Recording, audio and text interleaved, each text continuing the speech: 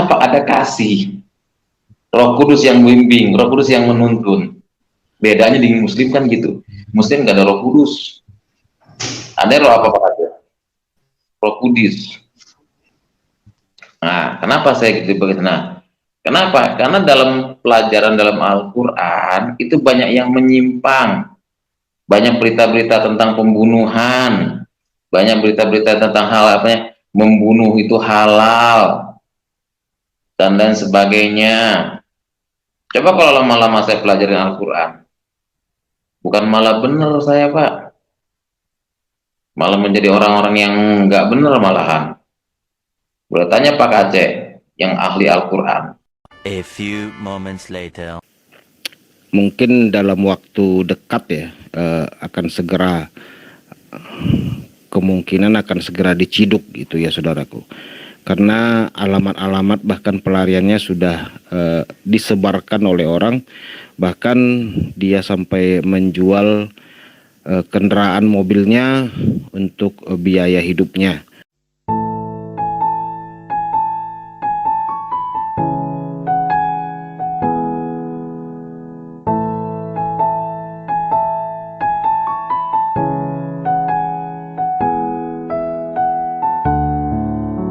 Saya dibesarkan di lingkungan keluarga Muslim. Ayah saya seorang kiai. Saya termasuk anak terakhir dari istri nomor 5. Bayangin saudara. Jadi kalau masih santri belum sunah Rasul.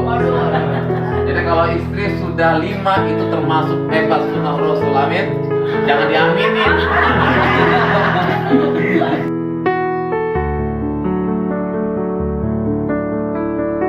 Ya, saya pelayanan di pondok-pondok pesantren dan juga di masjid-masjid. Yang orang bilang perlu pendeta edan katanya. Tapi saya bilang bagi saya gak ada yang edan, betul. Kenapa? Karena mereka perlu yang namanya keselamatan, bukan? Mereka perlu yang namanya Injil. Bukan hanya di gereja tapi di masjid juga perlu Injil. Betul. Kemungkinan akan segera diciduk. Wahai MU, kemarin Anda ketawa kan? Sekarang kita ketawain MU nih yuk. Yep.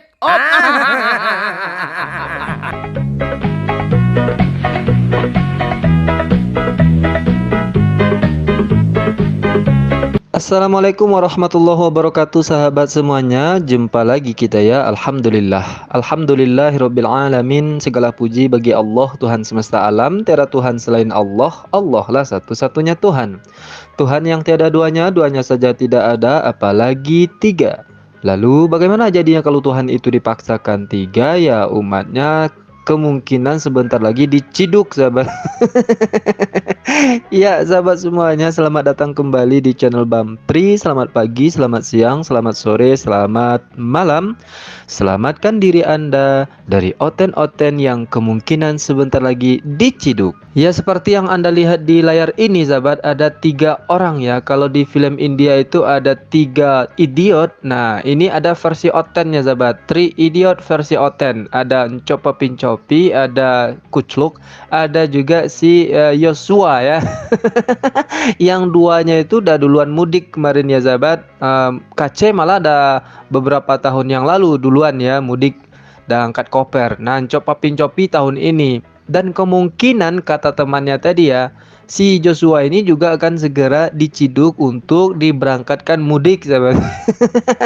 Untuk menghuni hotel terindah di dunia. Nah ini memang mereka ini jalannya jalan lurus sahabat ya. Jadi jalan lurusnya itu cepat ya, mengantarkan mereka kepada surga yang selalu mereka idam-idamkan selama ini sahabat. Dan karena kita ini sangat menyayangi mereka, maka kita akan tampilkan lagi video yang bisa membuat mereka ini lama bertahan di tempat yang mereka impikan ini sahabat. Jadi si Joshua ini selain dia itu pernah bakar 3 gereja yang harus dia buktikan, kalau terbukti kena juga, tidak terbukti kena juga, berita bohong gitu kan.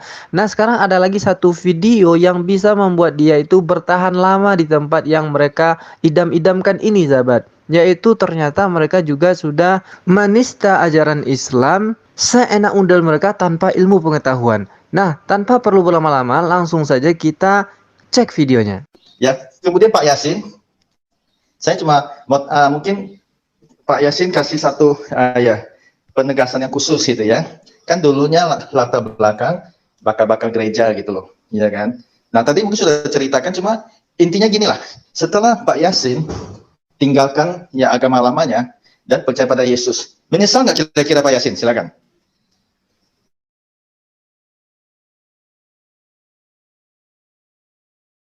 Kebenaran. Ya, seperti Pak Aceh juga menemukan kebenaran. Saya katakan, kalau saya masih di agama yang lama, mungkin saya jadi teroris, Pak. Nah, jadi setelah si Joshua ini memberikan kesaksian di channel Copa Pincopi, itu kan ada penelpon ya, sahabat. Asan Tandri ini Kristen, sahabat. Dia bertanya, setelah membakar gereja, nggak ada rasa penyesalan, gitu ya. Dan jawabannya entah kemana-mana pergi. Katanya kalau masih di Islam, dia udah jadi teroris. Hatinya itu mau menghujat Islam saja, sahabat. Pertanyaan orang, menyesal apa enggak? Jawabannya, kalau masih di Islam, udah jadi teroris, Pak, katanya. Ongok raya ya. Kita lanjutkan lagi. Saya katakan, kalau saya masih di agama yang lama, mungkin saya jadi teroris, Pak. Kenapa? Kok bisa Karena gitu, yang... Pak? Halo, dengar, Pak? Ya, kok kenapa bisa begitu, Pak Yasin? Nah, kenapa saya gitu? Nah, kenapa? Karena dalam pelajaran dalam Al-Quran, itu banyak yang menyimpang. Banyak berita-berita tentang pembunuhan. Banyak berita-berita tentang hal apa membunuh itu halal. Dan sebagainya. Coba kalau lama-lama saya pelajari Al-Quran, bukan malah benar saya, Pak. Malah menjadi orang-orang yang nggak benar malahan. Bertanya Pak Aceh, yang ahli Al-Quran. Dalam hal saya lihat video, ya ada seorang wanita jalan sendirian, nggak tanpa ada suaminya, main tembak aja, Allahu Akbar, tembak. Masa Allah mengajarkan seperti itu? Tuhan mengajarkan kebaikan, tidak pernah mengajarkan kejahatan. Lihat demo 212, apa yang dikatakan Allahu Akbar, turunkan Ahok, menyebut nama Allah. Allah itu mengajarkan kebaikan, bukan mengajarkan kejahatan. Makanya saya bersyukur kepada Tuhan Yesus yang sudah memanggil saya menjadi hambanya. Nah, di sini keongokan rayanya itu makin kelihatan ya, sahabat. Dia menuduh bahwa ajaran di dalam Al-Quran itu halal darah mereka. Saya tidak pernah membaca ayat Al-Quran yang terjemahannya begitu, sahabat. Halal darah mereka semua. Tidak ada. Meskipun kita sedang membaca ayat-ayat perang, misalnya dalam surat At-Taubah, itu ada alasannya. Misalnya At-Taubah ayat 36 ya. Khusus pada kalimat waqatilul musyrikina kaffah kama yuqatilunakum kaffah, dan perangilah orang-orang musyrik semuanya sebagaimana mereka pun memerangi kamu semuanya. Nah, ini alasannya. Kita boleh memerangi orang-orang musyrik, orang-orang kafir sebagaimana mereka memerangi kita. Jadi yang diperangi itu adalah orang yang memerangi Islam. Kalaupun dia mau menerjemahkan halal itu, yang halal itu darahnya orang-orang kafir yang memerangi Islam. Itu makanya saya tidak percaya Yosua ini pernah ustadz, sahabat. Ngustadz mungkin iya, tapi ustadz nggak pernah. Masa seorang ustadz nggak tahu ayat tentang ini gitu ya? Yang fitnahan dia itu tadi gampang sekali bagi kita untuk menjelaskannya gitu. Nggak perlu seorang ustadz untuk menjelaskan ayat-ayat itu. Ya pokoknya dalam Al-Quran itu katanya ajarannya menyimpang semua. Padahal kalau dia baca lagi surat Al-An'am ayat 151, di sana jelas juga tuh Allah berfirman. Bismillahirrahmanirrahim. Qul ta'alau atlu ma harrama rabbukum alaikum alla tusyriku bihi syai'an wa bil walidaini ihsana wa la taqtulu awladakum min imlaq nahnu narzuqukum wa iyyahum wa la taqrabul fawahisha ma zahara minha wa ma batan ولا تقتلوا النفس التي حرم الله إلا بالحق ذلكم وصاكم به لعلكم تعقلون. Ini pengajaran Al-Quran kalau dia tahu. Katakanlah Nabi Muhammad, kemarilah, aku akan membacakan apa yang diharamkan Tuhan kepadamu, yaitu janganlah mempersekutukannya dengan apapun. Berbuat baiklah kepada kedua orang tua, dan janganlah membunuh anak-anakmu karena kemiskinan. Tuhanmu berfirman, kamilah yang memberi rezeki kepadamu dan kepada mereka. Janganlah pula kamu mendekati perbuatan keji, baik yang terlihat maupun yang tersembunyi. Janganlah kamu membunuh orang yang diharamkan Allah kecuali dengan alasan yang benar. Demikian itu dia perintahkan kepadamu agar kamu mengerti. Jadi di mana menyimpangnya ajaran Al-Quran, Yosua Ongo? Makanya tidak akan ada orang yang percaya ketika Anda berkata mantan ustadz, mantan pondok pesantren, anak kiai, dan sebagainya. Sementara ajaran Al-Quran saja Anda tidak tahu. Yang ada itu hanya fitnahan yang tidak berdasar. Sama juga yang digunakan oleh para misionaris. Jadi nambah lagi ya bukti bahwa orang ini patut untuk dikenakan pasal berlapis, sahabat. Dan berita terbarunya adalah seperti yang disampaikan temannya berikut ini. Ya, beredar kabar yang sangat kuat dan cukup luas sih. Jika Murtadin mantan pembakar gereja akan segera ditangkap, itu kabar yang saya dengar, sahabat. Karena saya melihat informasi ini cukup kuat ya dari beberapa informasi yang saya terima.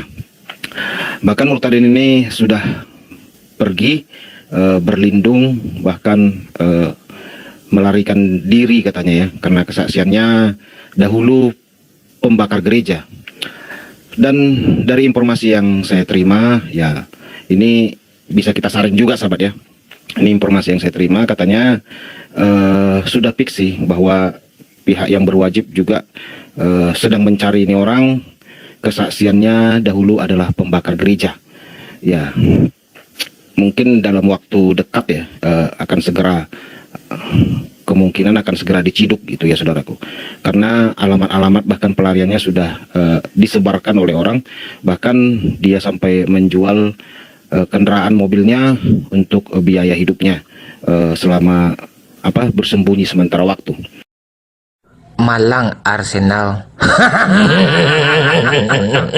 Nah ini informasinya A1 ya sahabat, karena didapat dari temannya sendiri, Murtadin juga gitu ya. Katanya si Yosua itu akan segera diciduk, ditangkap karena kasus pembakaran 3 gereja. Dan tadi temannya ini juga informasikan bahwa Yosua ini sudah kabur, bersembunyi, bahkan sampai menjual kendaraan bermotornya sahabat.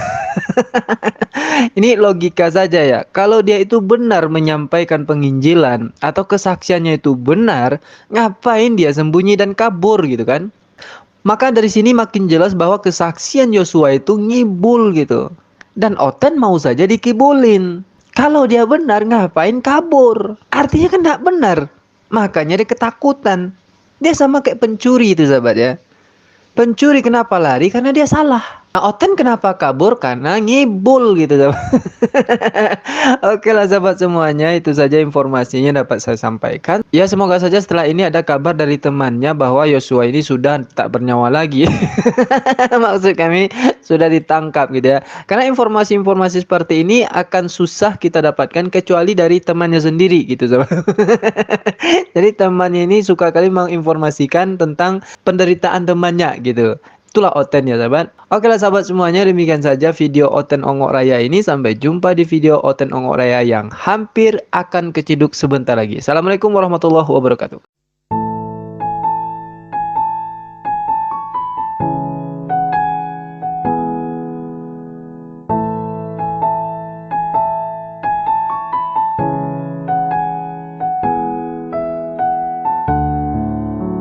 Saya dibesarkan di lingkungan keluarga muslim. Ayah saya seorang kiai. Saya termasuk anak terakhir dari istri nomor 5. Bayangin saudara. Jadi kalau masih santri belum sunah rasul. Jadi kalau istri sudah 5 itu termasuk hebat sunah rasul. Amin. Jangan diaminin.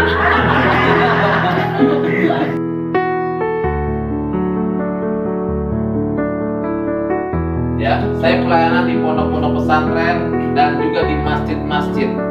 Yang orang bilang perlu pendeta edan katanya. Tapi saya bilang bagi saya gak ada yang edan, betul. Kenapa? Karena mereka perlu yang namanya keselamatan, bukan? Mereka perlu yang namanya Injil. Bukan hanya di gereja tapi di masjid juga perlu Injil. Betul. Wahai MU, kemarin Anda ketawa kan? Sekarang kita ketawain MU nih yuk. Yep.